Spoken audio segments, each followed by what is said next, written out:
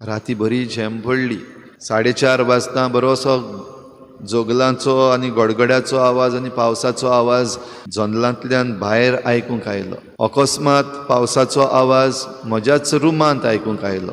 ह्या दिसांनी जे आमचें रिपेरींग चालू आसा तातूंतल्यान पावस भितर पडपाक लागलो म्हज्या रुमान. झेम पिड्ड्यार जाली आनी उदक जितलेंय भितर येयलोलें रुमान तें काडटा म्हणल्यार 6 वरां जालीं. बरो वेळ न्हिदेचो पिड्ड्यार.